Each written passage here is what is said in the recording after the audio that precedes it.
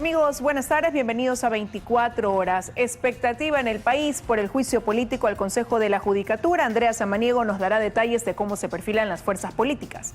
En el Palacio de Carondelet está Freddy Paredes para contarnos sobre la Ley Orgánica de Carrera Sanitaria.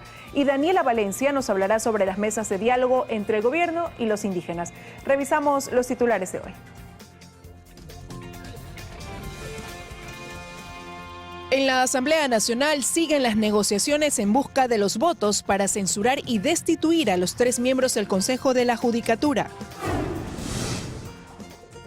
Por presunta negligencia manifiesta, la Judicatura suspende por 3 meses al juez Juan Paredes, quien sentenció a directivos de Diario El Universo en el 2011. Este 1 de septiembre arrancará el proceso para regularizar en una primera etapa a 300.000 venezolanos que viven en Ecuador. La isla Santay está en total abandono. En los tramos se han robado kilómetros de camineras. Un equipo de 24 horas recorrió estas desmanteladas zonas. El gobierno de Venezuela reporta un megafraude de casi $5.000 millones en la petrolera PDVSA.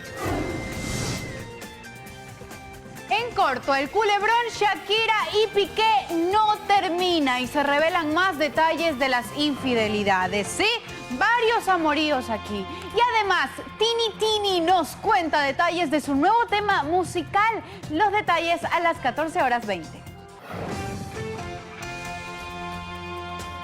Teleamazonas presenta 24 horas con Liz Valareso y María Gracia Costa.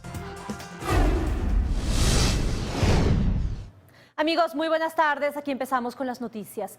Esta noche la Asamblea Nacional iniciará el juicio político interpuesto por UNES contra 3 miembros de la Judicatura y la expresidenta de esta institución.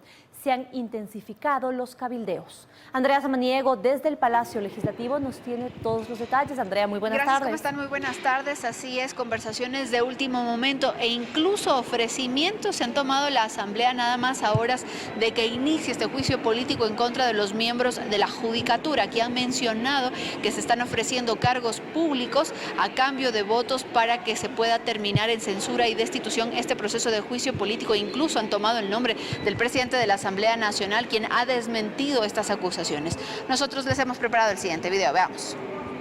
A 6 horas de que inicie el juicio político contra los miembros de la Judicatura, el presidente del Legislativo salió a aclarar ciertas denuncias, pues un legislador de Pachacutic en un medio de comunicación señaló que la gente de la presidencia de la Asamblea estaba llamando a los legisladores para pedir los votos para la destitución de los miembros de la Judicatura a cambio de cargos públicos. Saquicela rechazó estas declaraciones. Yo no le he propuesto ni he conversado siquiera con el asambleísta Lucero, menos sobre... Le llamé yo hace unos instantes telefónicamente frente a un Twitter que vi que está publicado y le he dicho de que, ¿cómo así? Ha tomado el nombre del presidente de la Asamblea o de la presidencia de la Asamblea respecto del ofrecimiento de algún cargo. Y me ha dicho que no ha tocado ningún nombre, ¿no? Y le dije que me diga quién o quiénes le han ofrecido para que se tomen las medidas del caso. Legisladores piden se aclaren estos temas, pues empañan este juicio político que no ha iniciado. Mientras tanto, desde el oficialismo creen que no habrá los votos para que este juicio concluya en destitución y censura. Varios de los asambleístas que votaron a favor de que el juicio político se dé han mencionado que eso no implica que sea su votación el día que se tenga que tomar la decisión. Por lo tanto, si bien inició con un número de 87 legisladores, al menos en nuestro caso consideramos que la votación final quedará por mucho menos de los 80 asambleístas. Por su lado, los legisladores esperan que el debate se centre en la causal que presentó UNES, que tiene que ver con la evaluación de los jueces en 2019. Sin embargo, luego, cuando se abra el debate, podrá ser expuesto una serie de elementos, una serie de pruebas que darían cuenta de su falta de moralidad. Si ellos exponen audios o exponen cualquier otra cosa, de lo que están contribuyendo a que esos documentos no puedan ser utilizados en un nuevo juicio político contra todos los vocales. ¿A qué están jugando? Se quieren tomar la justicia en este país. Ese es el plan del correísmo y los socialcristianos. Se prevé que el juicio político pueda tomar hasta 20 horas. En Quito, Andrea Samaniego, 24 horas. Y bien, este proceso de juicio político inicia a las 19 horas. Lo primero que pasará es que le van a dar la palabra a los interpelantes de este proceso de juicio político, es decir, a Viviana Veloz y también a Luis Almeida, y luego sí podrán hablar los interpelantes, y después de esto se abrirá el debate para que los asambleístas participen de este debate legislativo y posteriormente se va a tomar la votación. La votación y el debate posiblemente se realice el día de mañana jueves desde las 9 de la mañana, según lo que ha informado el presidente de la Asamblea Nacional. Esta es la información a esta hora. Ustedes tienen más noticias. Muy buenas tardes. Buenas tardes también para ti, Andrea. Muchísimas gracias por ese reporte desde la Asamblea Nacional. Y si finalmente se concretan las destituciones de los vocales del Consejo de la Judicatura, asumirían el cargo sus suplentes.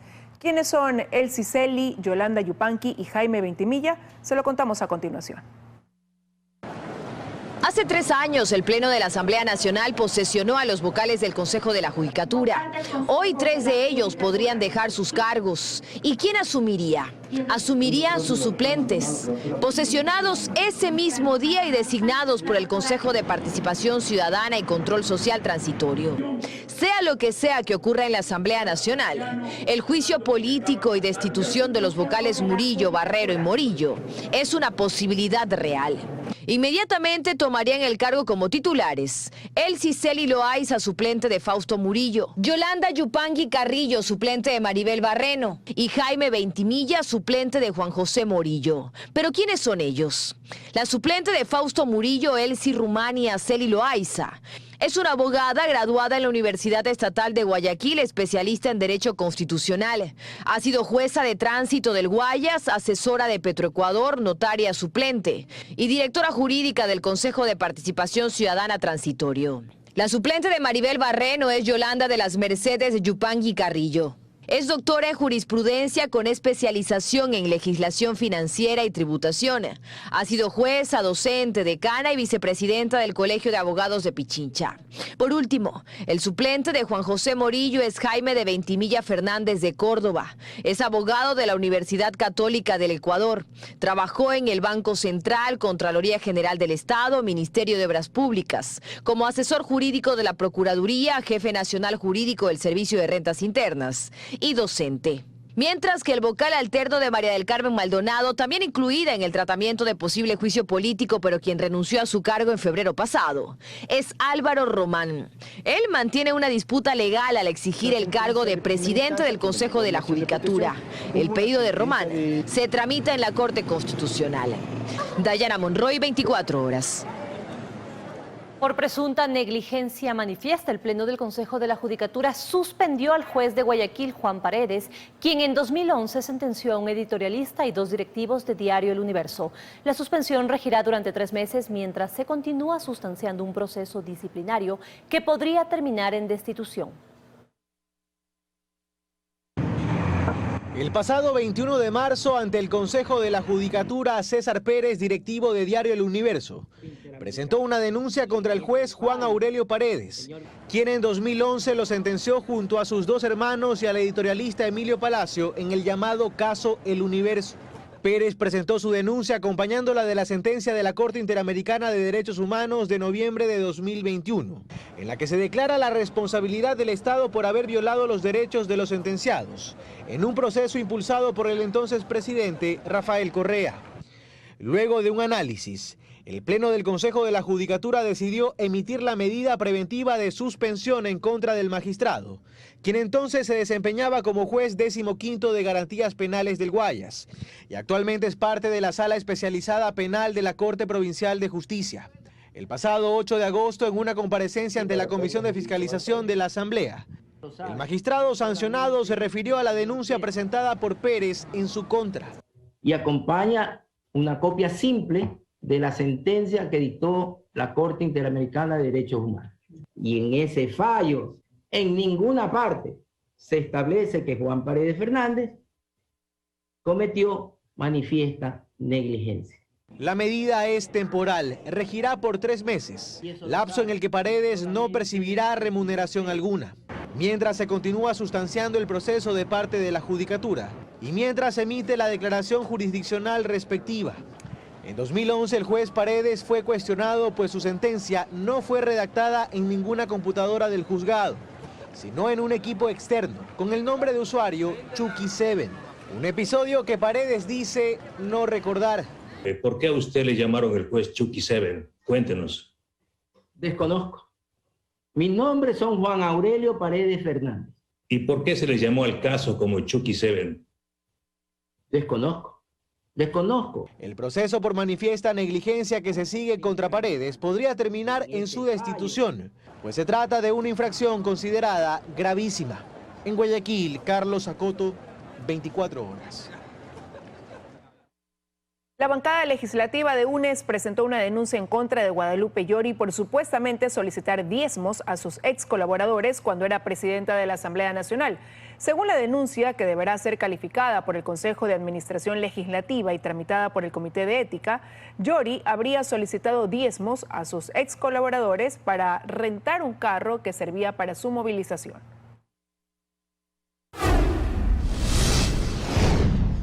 El presidente Guillermo Lasso sancionó hoy el proyecto de ley de carrera sanitaria y entrará en vigencia en los próximos días con la publicación en el registro oficial. Vamos a esta hora con Freddy Paredes hasta el Palacio de Carondelet, quien nos brindará todos los detalles. Freddy, buenas tardes. Adelante. Hola, ¿qué tal, compañeras, amigos televidentes? Muy buenas tardes. En efecto, el presidente de la República, Guillermo Lasso, puso el ejecútese al proyecto de ley de carrera sanitaria que le entregó la Asamblea para su sanción, y lo hizo 2 días antes de que fenezca el plazo.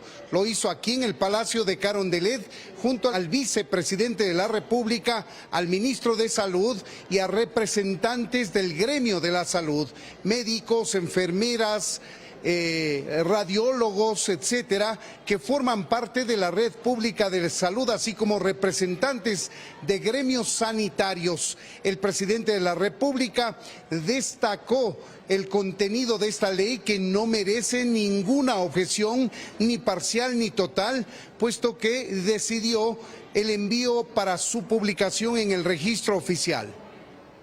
Esta ley es una lucha de los médicos por más de 20 años, que hoy se cristaliza con la firma que acabamos de plasmar en lo que todavía es un proyecto de ley y será ley en pocos días con su publicación en el registro oficial.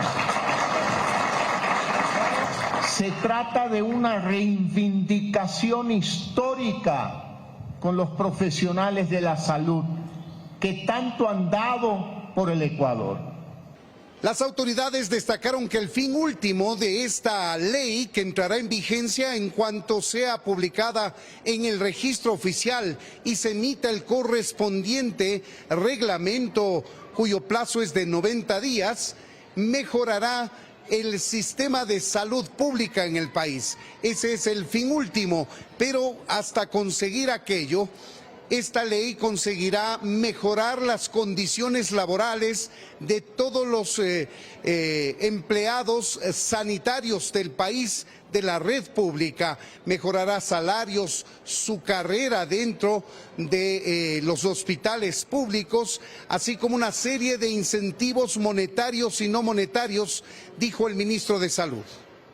Nosotros calculamos que de los 550 millones de dólares anuales que gasta el Ministerio de Salud en sueldos y salarios, para el 2026 progresivamente vamos a requerir 50 millones de dólares adicionales, es decir, el 9% adicional del monto salarial actual, y para el 2032, que sería la fecha en que se cumplen los tiempos, porque en esta progresión, en estas etapas, algunos van a tener que cumplir 6 años hasta llegar al máximo nivel, digamos, ¿no? Entonces calculamos que para el 2032 requeriremos 109 millones de dólares adicionales al monto salarial actual. Y el ministro adelantó que el contenido del reglamento correspondiente para la aplicación de esta ley está siendo trabajado ya para que a la brevedad posible pueda ser emitido y esta ley pueda entrar en ejecución. Todo esto se traza un plazo hasta el año 2032, cuando, de acuerdo con esta nueva ley, alcanzarán el máximo escalafón los médicos actuales de la red pública de salud. Es nuestro informe a esta hora. Sigan ustedes, compañeras, en los estudios. Amigos, muy buenas tardes. Buenas tardes también para ti, Freddy. Muchísimas gracias.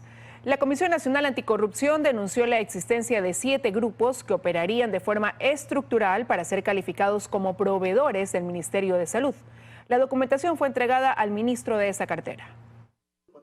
Fue el coordinador de la Comisión Nacional Anticorrupción, Germán Rodas, quien personalmente le entregó la información al ministro de Salud, José Ruales. En esa carpeta, dijo Rodas, constaba la investigación que demostraría la presunta existencia de 7 grupos estructurados que operarían desde el 2016 bajo una misma modalidad para ser calificados como proveedores del Ministerio de Salud. Nombres y apellidos y la estructura que está organizada. Ellos se ponen de acuerdo para, de alguna manera, participar en los concursos y obtienen ventajas, pero es evidente que en la estructura de salud pública, también desde hace muchísimos años atrás, funciona un grupo de gentes que les entregan información. Vamos a utilizar esta información, vamos a dar seguimiento a los procesos que hayan sido ya denunciados de manera formal a la Fiscalía. Ruales también señaló que se están trabajando en otras estrategias para evitar que la corrupción siga siendo una piedra en el camino en la adquisición de medicamentos e insumos. Hemos enviado 777 fichas técnicas de alrededor de 925 medicamentos del Cuadro Nacional Básico de Medicamentos, de tal manera que se puedan catalogar y se puedan identificar proveedores y precios estables, de tal manera que la compra de medicamentos en el futuro ya no se haga por negociación directa en los hospitales, en las coordinaciones zonales, en las provincias, sino a través ya de una selección abierta, transparente. Además, sostiene que se busca romper los círculos de corrupción a la interna de las casas de salud. Los gerentes, los directores de hospital, estamos haciendo convocatorias a nivel nacional para lograr que los mejores profesionales expresen su interés de participar y evitar que las candidaturas vengan de recomendaciones particulares. La tarea de cero tolerancia a la corrupción en un ministerio tan sensible no será fácil, pero por ese camino van, dice el ministro. En Quito, Belén Merizalde, 24 horas. Representantes de clínicas privadas denuncian el cobro de coimas para que el IES agilice los pagos pendientes. Aseguran además que el trámite para el pago de las facturas permite la corrupción del sistema. La denuncia la hizo el director de la clínica Guayaquil el pasado martes. En auditoría siempre hay alguien que te crea la dificultad para venderte la facilidad, pero siempre el por debajo de la mesa, que si hay un cariño van a acelerar las cosas. Y desde las clínicas de diálisis lo confirman. Hay terceros en la transacción que ofrecen agilizar los pagos a cambio de un porcentaje en efectivo. Que tras bastidores, como uno diría, a los directores, a los administradores de las dializadoras, cuando vienen los procesos de inspección, obviamente hay personas que por afuera, que están de alguna manera como entre mediadores, entre dializadora y Ministerio de Salud Pública, te dicen, mira, ¿sabes qué? Yo te ayudo a saldarte este tema de la deuda, pero un X porcentaje. En el caso de la clínica Guayaquil, que atiende anualmente a 3.200 pacientes derivados del IES, el Seguro Social les adeuda más de $7 millones y este año no han recibido un solo pago. El directivo asegura que el trámite para el cobro se presta para la corrupción. Disminuyan la burocracia. Número 1. Aun cuando por ley el pago no debe tomar más de 90 días, las deudas se arrastran por años y es ahí cuando aparecen los facilitadores, agrega la vocera de las clínicas de diálisis. Hay funcionarios que te piden un X porcentaje o mediadores y decían directamente, ¿sabes qué? La deuda total es de $100 millones, por ejemplo, como es la deuda actual. El 5% y yo te agilito para que te paguen ya de golpe 4 facturas. Hasta ese punto se llegó y nosotros dijimos no. En los 8 meses de este año se han nombrado a 7 coordinadores provinciales del Seguro de Salud. El último funcionario estuvo apenas una semana en el cargo. Solicitamos una entrevista con las autoridades del IES. Estamos a la espera de un espacio en la agenda. El cobro de coimas para acelerar los pagos, como lo denuncian y reconocen los involucrados, no es nuevo. El asunto aquí es que conociéndolo, no pasa nada. Joana Ramos, 24 horas.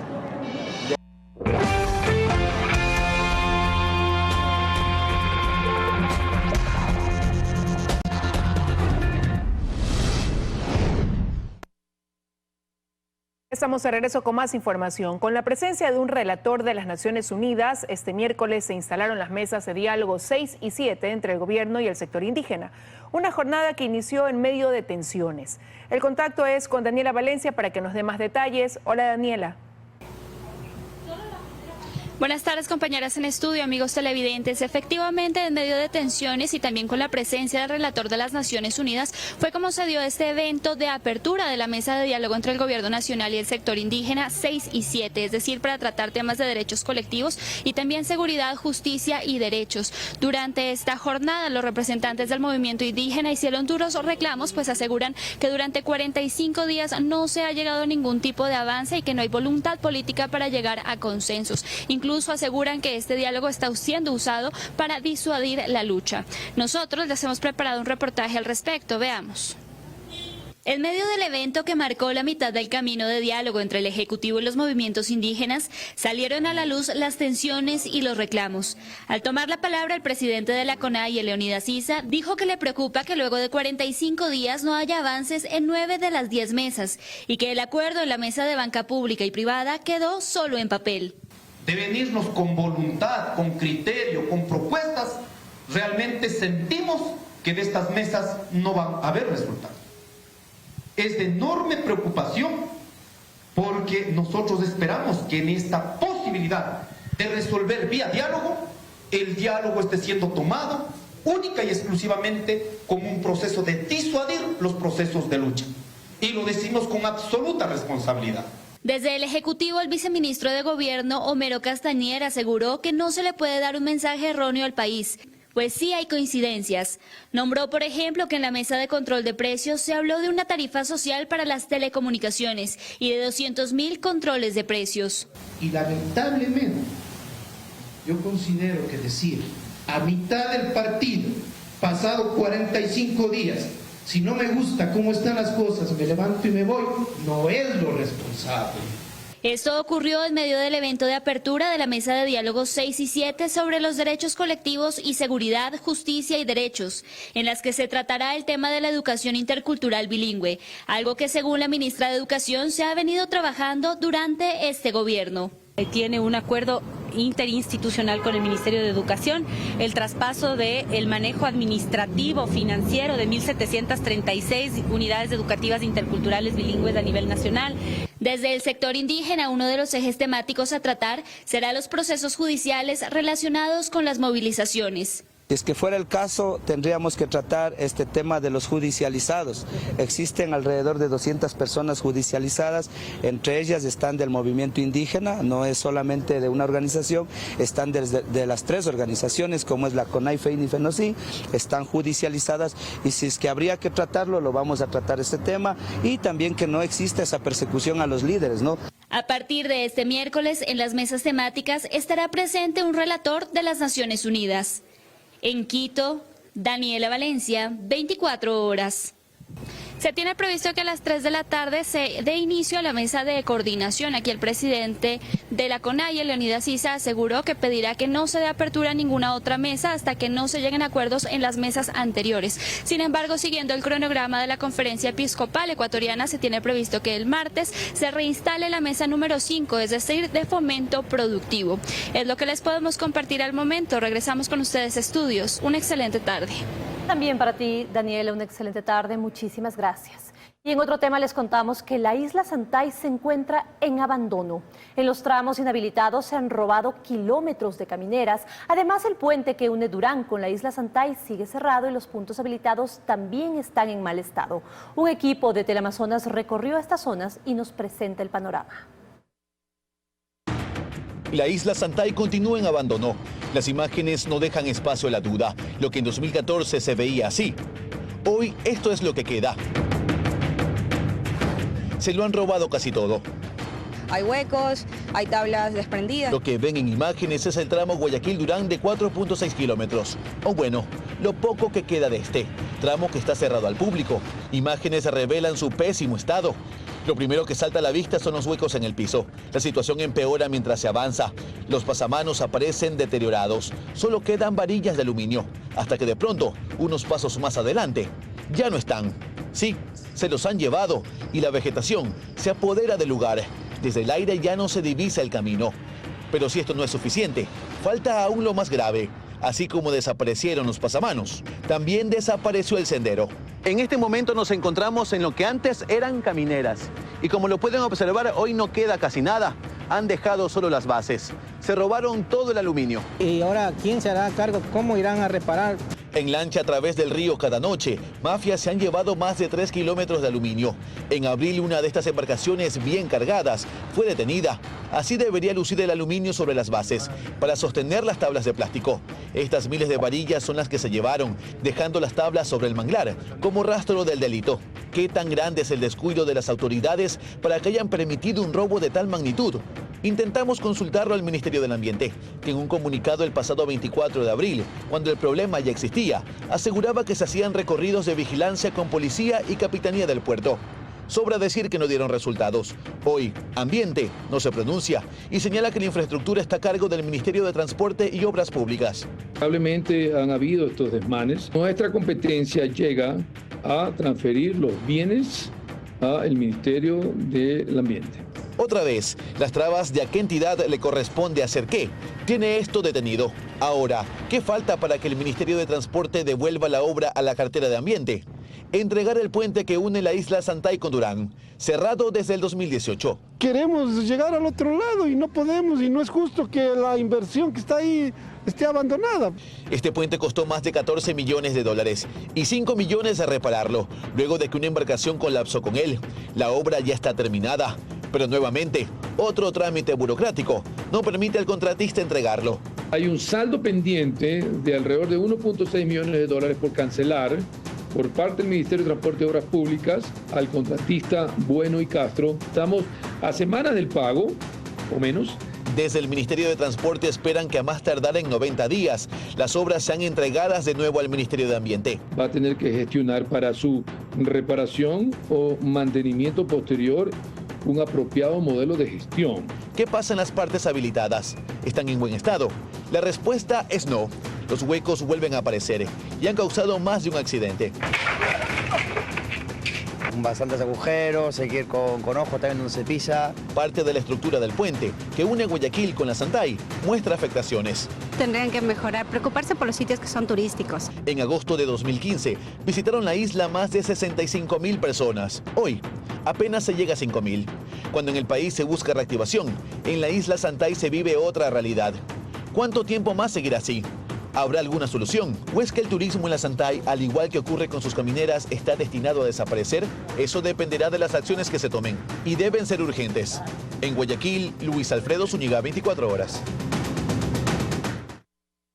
Y varias irregularidades se han detectado en la venta del bosque Santa Catalina del Cantón Mejía, al sur de Quito, que subastó Inmobiliar en el 2020 a una asociación indígena. Los moradores y sus autoridades piden al gobierno y a la Asamblea una auditoría sobre la venta de esta área categorizada como patrimonio forestal del país.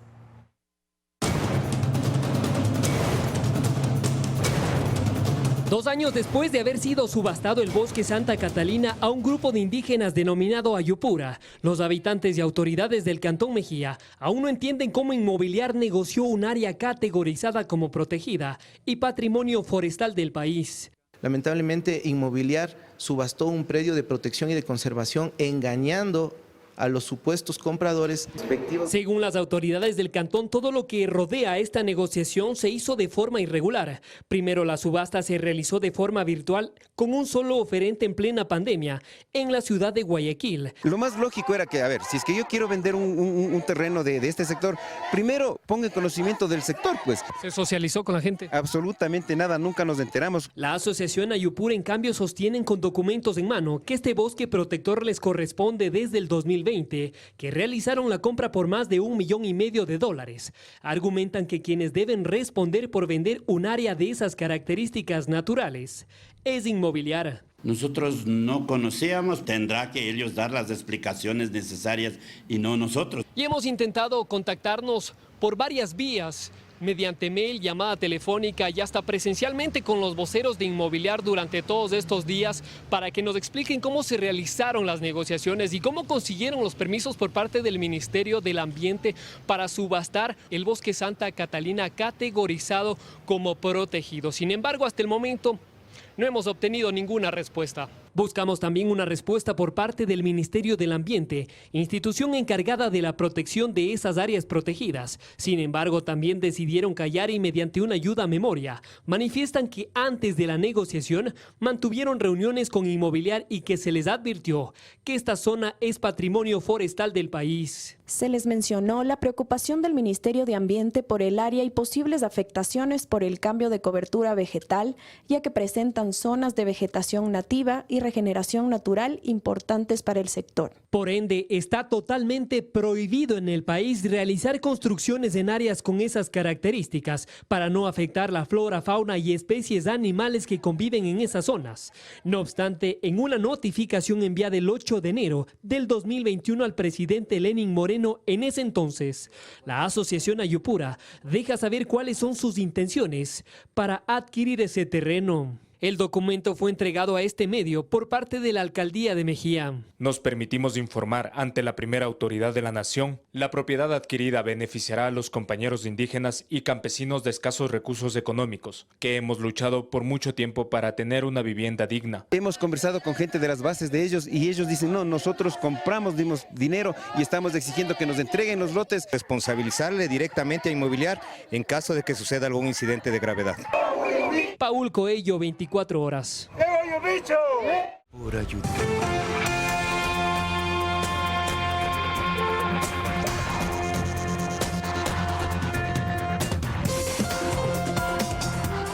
Seguimos con más noticias. Mucha atención. Este jueves iniciará el proceso de regularización de los ciudadanos venezolanos en el país. En su primera etapa se espera que más de 324.000 venezolanos que ingresaron de forma regular puedan beneficiarse del proceso. Con coordinación interministerial, Ecuador inicia este 1 de septiembre el proceso de regularización de ciudadanos venezolanos. Para esto, desde el Viceministerio de Movilidad Humana anunciaron el inicio del plan. Venezolanos están aquí, son parte ya de la cotidianidad, de la realidad del Ecuador. Nosotros buscamos brindar los mismos derechos que exigimos que se les brinde a nuestros ciudadanos ecuatorianos en el exterior. Se estima que de este proceso se beneficiarán más de 324.000 personas. Accederán a este proceso y obtendrán la regularización a través de esta visa extraordinaria que se concederá. Agosto del 2022, Ecuador acoge a más de 500.000 personas migrantes y refugiadas procedentes especialmente de Venezuela. Todo iniciará en el Ministerio del Interior mediante un registro de ciudadanos venezolanos. La totalidad del proceso concluirá en agosto del 2023. El primer paso es el registro de permanencia migratoria que está a cargo del Ministerio del Interior a través de la Subsecretaría de Migración y por medio de los servicios de apoyo migratorio. Este tendrá 3 etapas. La primera etapa corre desde mañana, es para todos los ciudadanos venezolanos que ingresaron al país por un punto oficial. La segunda etapa está para el 16 de noviembre para todos los ciudadanos extranjeros en forma general que también ingresaron por un punto oficial hacia el país. El 17 de febrero del 2023, pues los ciudadanos venezolanos que ingresaron de manera irregular al país. Los ciudadanos venezolanos que quieran ser parte de la regularización deberán registrarse en registro.migracion.gov.es. Se verificará la información y se generará el registro biométrico y la huella. Emitirán un certificado que no otorga derechos, sino que permitirá continuar al siguiente paso con Cancillería previo a la obtención de la cédula. Nos permite conocer a ciencia cierta cuántos ciudadanos extranjeros están en el país. Lo que especificaron las autoridades es que el país no regularizará a personas con antecedentes penales. En Quito, María Gracia Acosta, 24 horas. En el segmento Economía para Todos les contamos sobre la cantidad de venezolanos refugiados en los países de Sudamérica. Vicente Albornoz tiene los detalles. Economía para Todos. Amigos, bienvenidos. La plataforma R4B, que está conformada por varias instituciones de ayuda a refugiados, entre ellas por Naciones Unidas, reporta que a agosto de este año había casi 7 millones de refugiados venezolanos fuera de su país. Un número que ha seguido creciendo en los últimos meses, pero más lentamente que en los años anteriores a la pandemia. En el detalle se calcula que casi 2,5 millones están en Colombia, que es de lejos el país que más refugiados venezolanos ha recibido, con bastante más de 1/3 del total. En segundo puesto está Perú, que ha acogido a 1.300.000 refugiados venezolanos, y en tercer lugar estamos nosotros, con 500.000 de venezolanos en el Ecuador. Curiosamente, el número de refugiados en nuestro país ha caído levemente, pero es uno de los pocos países donde ha caído en los últimos meses. Nos siguen Estados Unidos y Chile, y luego están Brasil, Argentina y México, aunque con números bastante menores. Muchas gracias. Economía para todos.